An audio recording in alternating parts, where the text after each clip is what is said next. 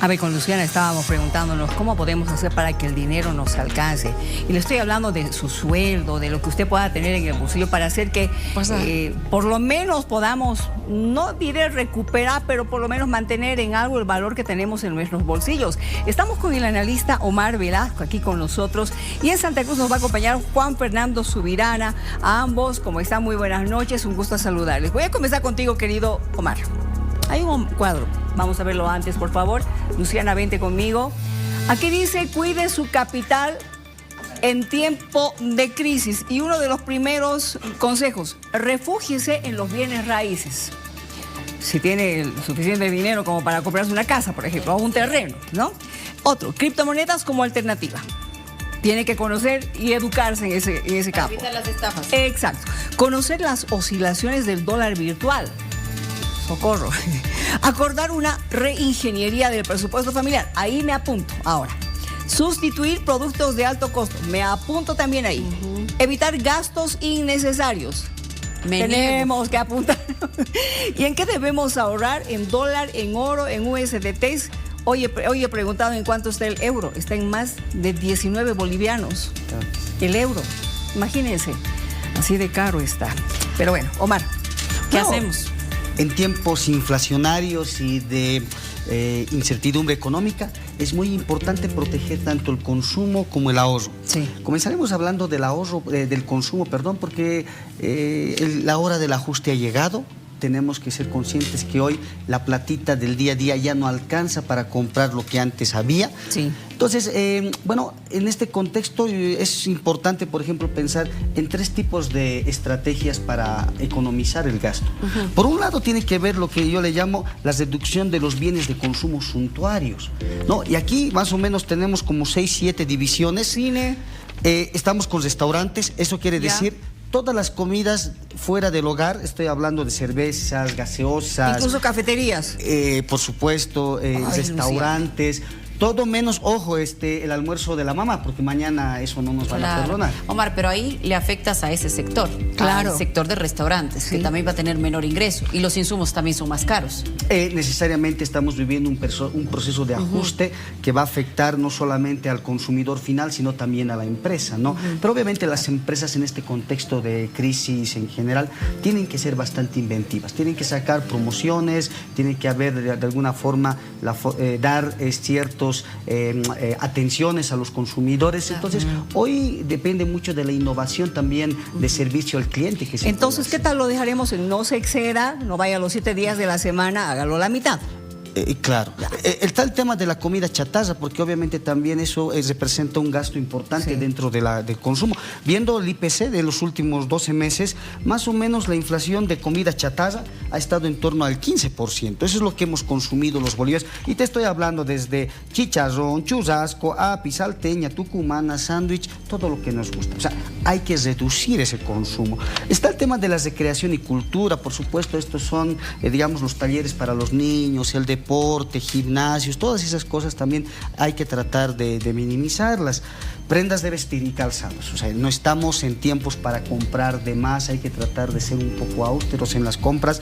Y obviamente está el tema también de las bebidas alcohólicas. El whisky, por ejemplo, se ha incrementado en 20%, el champán en 28%, los cigarrillos en 12%. O sea, este es un primer grupo de alimentos que le estamos llamando suntuarios. Pero también hay otros dos grupos, porque en el segundo lugar tú tienes que tratar de buscar sustitución, digamos, en términos de lo que es la calidad o el tipo de marca, ¿no? Estoy hablando, digamos, de dejar de comprar un producto de primera mano, comprar de segunda o tercera, cambiar la marca de mejor calidad por la segunda y la tercera. O sea, hoy este tipo de sustitución es buena porque ayuda a economizar, ¿no? En temas de detergentes, en general, instrumentos de aseo, de limpieza del hogar, puede generar.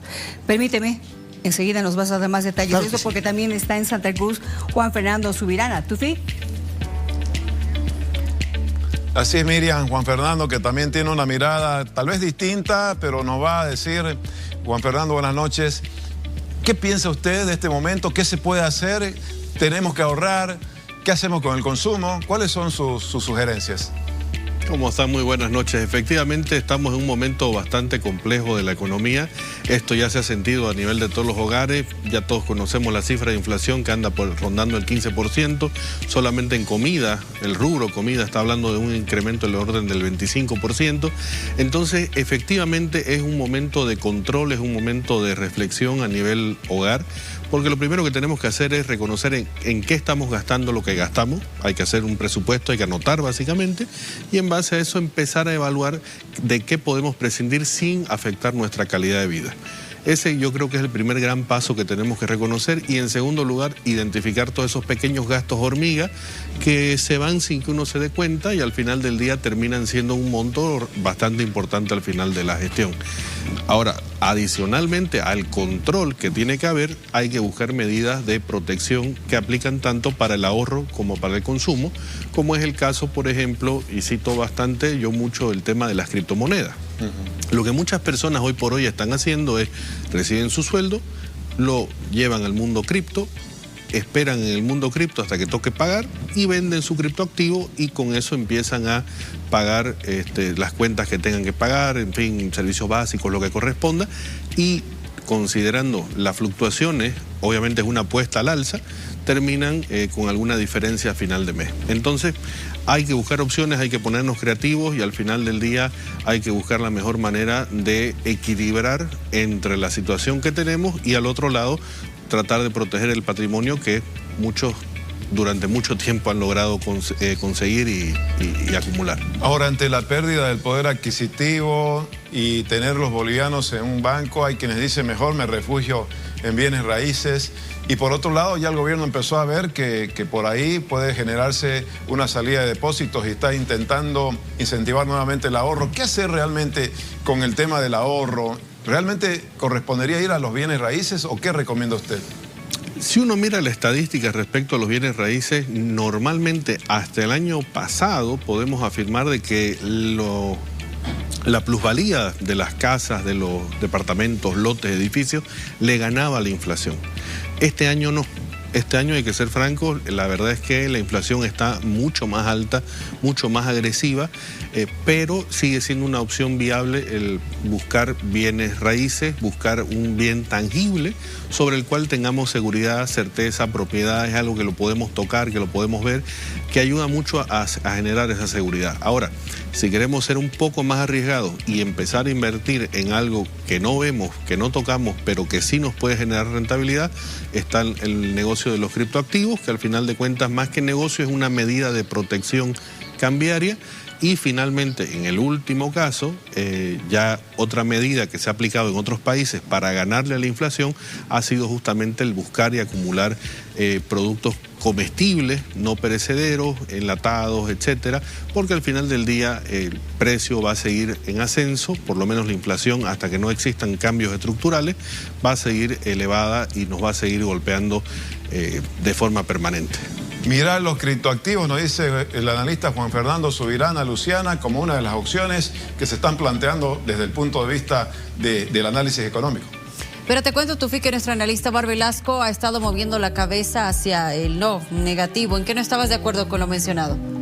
Bueno, en realidad lo que ha ocurrido en las últimas semanas es una elevada volatilidad cambiaria justo en el mercado de las plataformas digitales, ¿no? Entonces, lo que hay que entender es que el mercado de criptomonedas es una inversión de alto riesgo, por supuesto puede ser, digamos, puede generar una rentabilidad, pero al mismo tiempo hay una gran pérdida en caso de que uno se equivoque. Porque si tú, Luciana, hace una semana y media hubieras comprado criptomonedas, le hubieras hecho un precio más o menos de 20 bolivianos. Hoy el dólar, ese mismo dólar se está vendiendo en las plataformas a 16 bolivianos. Por tanto, eso implica una pérdida cambiaria. Entre, digamos, los consejos que ustedes daban al inicio, indicaban de que hay que tener cuidado con las inversiones en periodos de alta fluctuabilidad del tipo de cambio, que es el que hoy estamos viviendo. Por tanto, yo no recomiendo en principio ahorrar, por ejemplo, en dólares, porque hay mucha inestabilidad. Lo que hay que hacer, por un lado, es pensar en activos reales, por supuesto, y lo ha mencionado muy bien el colega,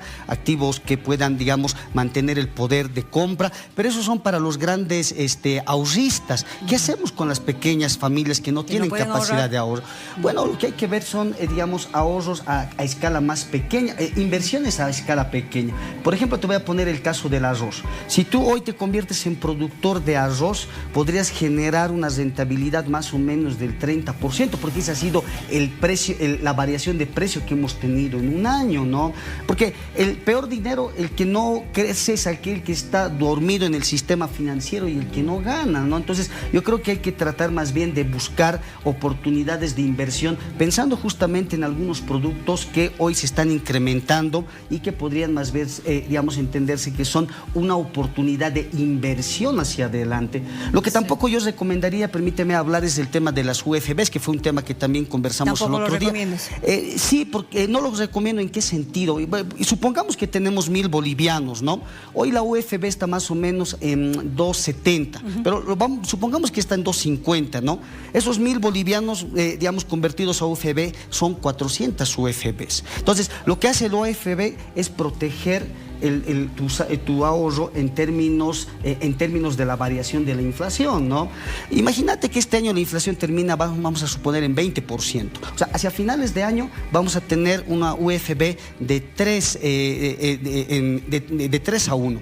Por tanto, estas 400 UFBs tú lo vas a poder convertir en 1.200 bolivianos, ¿no? Por supuesto que protege, a diferencia de lo que tú podrías ahorrar en bolivianos, donde pierdes, pero lo que hay que ver es que protege del consumo, es decir, porque está atado a la inflación, pero no protege de la devaluación. Hoy la devaluación está por arriba del 140% de variación. Por tanto, o sea, es un activo que cuida el consumo, pero no el ahorro, que es lo que en realidad se trata de cuidar. A ver, ¿qué dice Fernando?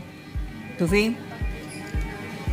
Sí, Juan Fernando, este tema de no ahorrar en dólares o no comprar dólares, ¿es así o qué recomienda?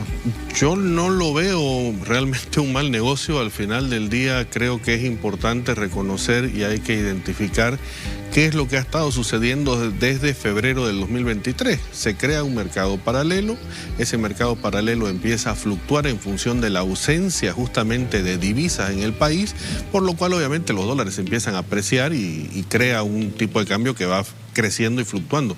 Totalmente de acuerdo con lo que mencionaba el colega, efectivamente ha habido un bajón respecto a la semana pasada, pero es que también hay que entender que el tipo de cambio en el mercado real, que al final termina siendo hoy por hoy el de los criptoactivos, no solamente está sujeto a temas de oferta y demanda, sino también a temas especulativos y que se afectan y se alimentan principalmente de la información recibida. Entonces, básicamente, ¿qué es lo que pasó? El efecto de que el presidente Arce el día viernes aparezca en cadena nacional y nos diga Yacimientos ya no tiene permiso de comprar USDT, automáticamente desinfló un boliviano el precio que se tenía. Entonces, al final de cuentas, si uno ve la tendencia, termina siendo un negocio razonable para protegerse, obviamente para generar rentabilidad no, pero sí por lo menos para protegerse contra la pérdida de valor, y en el interín del corto plazo con seguridad se va a poder generar una rentabilidad. Es importante también mencionar que existen algunas plataformas específicas que no solamente sirven para hacer como casa de cambio, sino que también pagan rentabilidad por el hecho de que uno mantenga los recursos dentro de las plataformas. En algunos casos son del orden del 3% anual, en otros casos un poco más agresivos he llegado a ver hasta del 8% anual. Entonces hay que evaluar un poco el panorama completo. Yo coincido con lo que planteaban, es un tema que hay que conocerlo, es un tema en el que hay que educarnos todos al final del día y sobre el cual deberíamos empezar a mirarlo, porque hacia ahí han terminado todas las economías con un camino similar al nuestro, usando criptoactivos. Gracias, Juan Fernando, gracias, Omar, nos han ayudado a ubicarnos un poco en relación a las opciones que tenemos como ciudadanos en este momento de fluctuaciones importantes.